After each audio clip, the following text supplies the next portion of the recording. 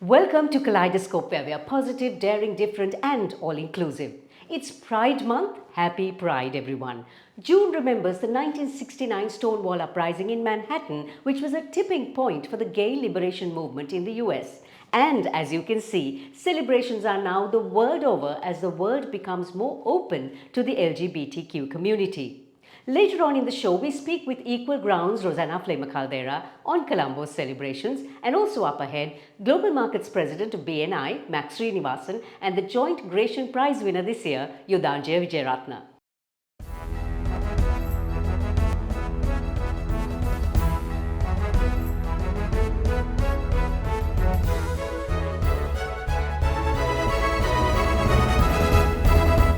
To our brilliant partners on the show, Srilanka Live, CDB, The Daily Morning, thank you for being amazing. Kaleidoscope is on YouTube, Facebook, Instagram and LinkedIn. Subscribe and follow if you like our show. You can now start a CDB iDeposit digital fixed deposit and experience a range of special benefits from CDB. This is CDB Snapshot, where we take a quick look at the week that was. Sri Lanka's GDP contracts 11.5% in Q1 of 2023 from 1 year ago. With the implementation of UK's Developing Countries Trading Scheme, Sri Lanka can trade 92% of goods tariff-free with the UK.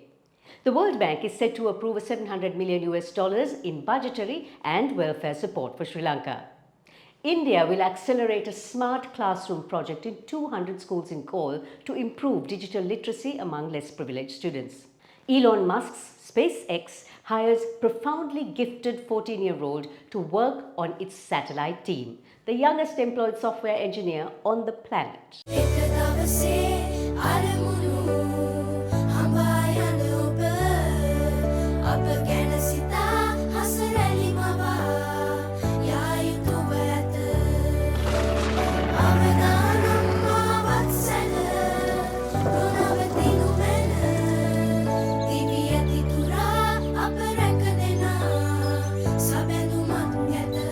You focus on your goals. We will take care of the risks. Srilanka Life.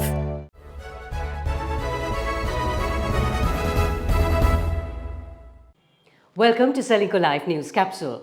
By end May this year, according to Verite Research, Sri Lanka had met 29 of the 100 trackable commitments of the IMF program, but failed 3.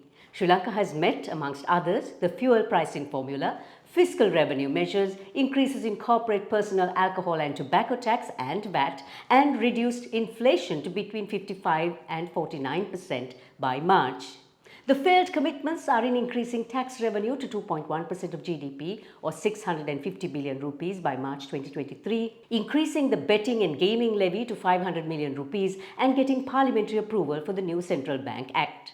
1 commitment was partially met and progress of 6 were unknown.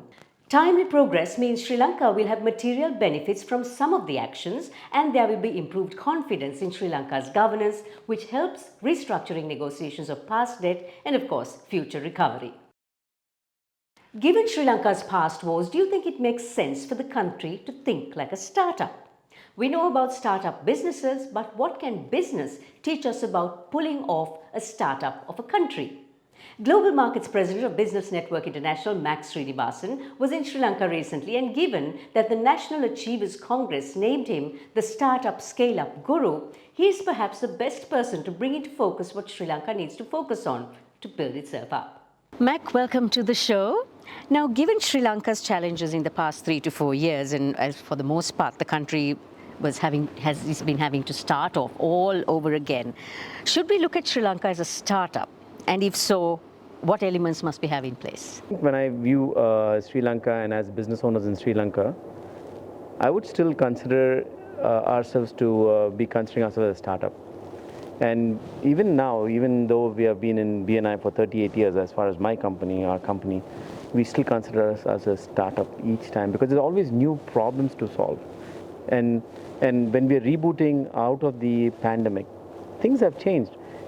Things of people working from home has changed, for example. So we should have that mindset. Yes, Sri Lanka is a startup mode right now, and whatever you do in the startup mode, getting your visibility out, your business out, should be the concept that you should have in your mind right now as you grow the business. And what elements should we have in place? So Sri Lanka needs to connect to the world. So what are the types of networks, what type of associations we can participate in? If you're a business owner and if you're trying to build your business just in your own like bubble, it's not going to happen. It's an interconnected world. The world has become very flat now, especially with tools like online meeting, Zooms and other tools. So it's become much easier in some sense. At the same time, building relationships sometimes becomes harder on an online world. So the first, I would recommend, if you're a business owner in Sri Lanka, you need the external world, and so you need to create your visibility first. Tell people out there, hey, I exist, and then build your credibility, and then that turns into profitability. We use it called the VCP formula. At what point do we scale up? After the startup, you need to have a proven model that works. Okay, scale up doesn't happen immediately. Most people they try, and I go back to my VCP formula: visibility, credibility, profitability. Visibility is making sure that people know who you are and what you do. Okay, credibility is people know who you are, what you do, and that you're doing it well. And profitability happens is when they recommend you to somebody else. Okay, so Sri Lanka right now needs to start getting visible, getting your name out again.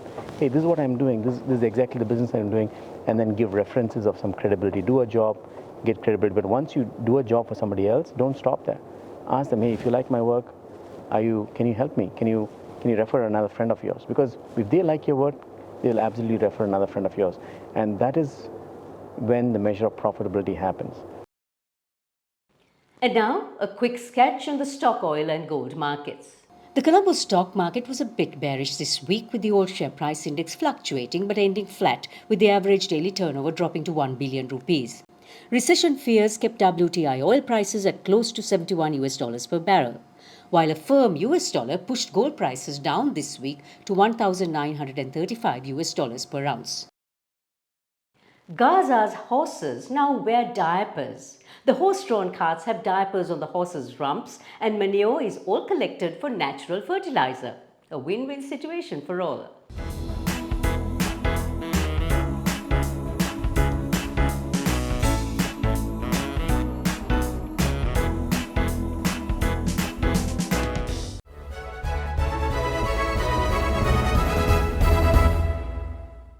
There were a couple of unusual things that happened at the Grecian Prize this year, celebrating its 30th year this year. One was there were joint winners. While it has happened before, it nevertheless was unusual. Yudhanjaya Vijayaratna won for his manuscript The Wretched and the Damned, and Shiranti Rajapaksa for her collection of short stories, Keeping Time. And the other unusual thing was that speculative fiction has been added to the expansive genre of literature at the Grecian. The Grecian Trust was established by Michael Ondaatje in 1992 with the Booker Prize money he won for The English Patient. The first prize was awarded in 1993, also jointly, to Karl Mahler and Lalita Vitanachi. And this week, Yudhanjaya Vijayaratna will join us on Let's Talk, and next week we will be chatting with Chiranti Rajapaksa to find out what brings on these award-winning works. Yudhanjaya is an author, a data scientist, and misinformation researcher, and co-founder and CEO of Watchdog. He's in the Forbes 30 Under 30 and has had his writings published and which have appeared in Wired, Foreign Policy and Slate, and he can now add the 2023 Grecian Prize to this list. Congratulations, Yudhanjaya, once again. Well done. And you just created history by adding another genre into the Grecian, speculative fiction, you call it. Give me a very quick idea of what the manuscript is about. My book is about a group of superpowered revolutionaries taking down the Sri Lankan state, and the idea is Sri Lanka is incredibly corrupt, incredibly nepotistic, and they think they can do better, like all the other revolutionaries in this country that we've seen. And they naturally start by, well, I was thinking of how would I destroy the country if I went about it, and you would start by taking down the economy. So unfortunately, I wrote this in 2021, and it kind of turned out the exact same, well, mostly the same. So I'm now guilty of, instead of speculative fiction, I'm guilty of journalism. What brought the subject on, actually? The novel just came out because it was very much a lot of things that were on the top of my mind. Our history, the economy, where things were headed. And at the time I was working in public policy. And so a lot of my job was trying to interface with this kind of mismanagement and trying to figure out what the hell is happening. So a lot of that just came out. Did you ever have an inkling that some or most of your story would come to pass? No, and I really wish it didn't. I looked at the numbers and I thought, okay, this is the most likely way if we are going to tilt. It's first going to be the economy, it's going to be job loss, it's going to be money printing, it's going to be prices going through the roof, it's going to be riots on the streets. I was like, if I was doing this, this is how it would happen. But I didn't want it to come true. What are some of the revelations you came across while writing? The first is that I think I cared more about Sri Lanka than I wanted to admit. Because for a long time I've divided things that I write about in my head. I write about Sri Lanka as a journalist, as a data scientist, and that's the work of Watchdog, that's my work at Learn Asia. When I write fiction, I go, no, you know what, I'm going to explore something larger. I'm going to explore something that resonates a bit more, that's a bit more universal.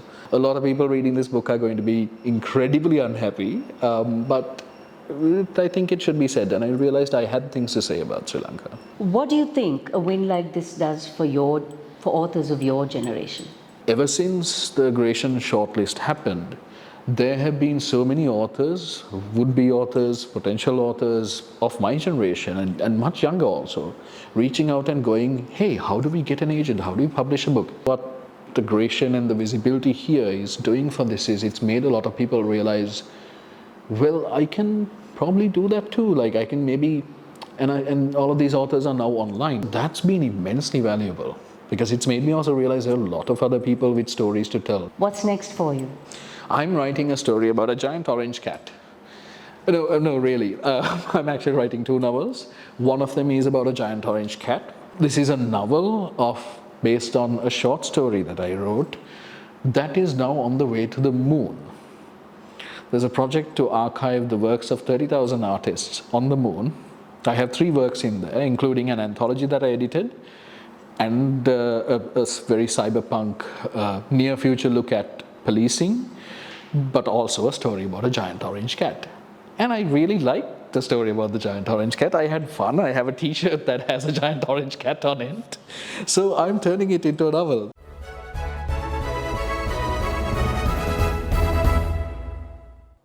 Over the last 2 weeks, Colombo has been vibrant with the colours of the rainbow. Colombo Pride and the LGBTQ community in Sri Lanka celebrated Pride Month with a photo and art exhibition, food festival, the Colombo Pride Walk and the Abhimani Queer Film Festival, plus lots more. On Life in 60 Today is Executive Director of Equal Ground, Rosanna Flema Caldera, who enlightened me on how things have been progressing for the LGBTQ community. Rosanna, Colombo Pride Month, how has it been? It's been fantastic so far.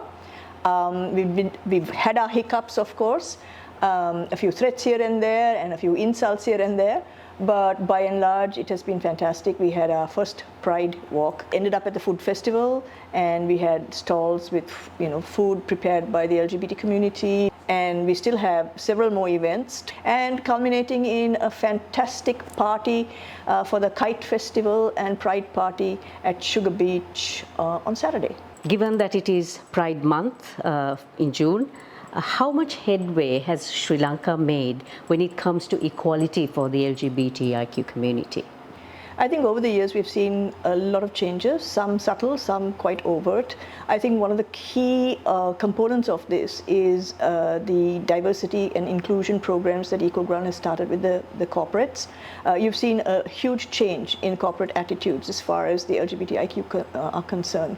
And they are the people that drive the economy in this country. So they are an extremely powerful group that lobby on behalf of the LGBTIQ community. And their acceptance has actually made a huge difference, and it has resonated.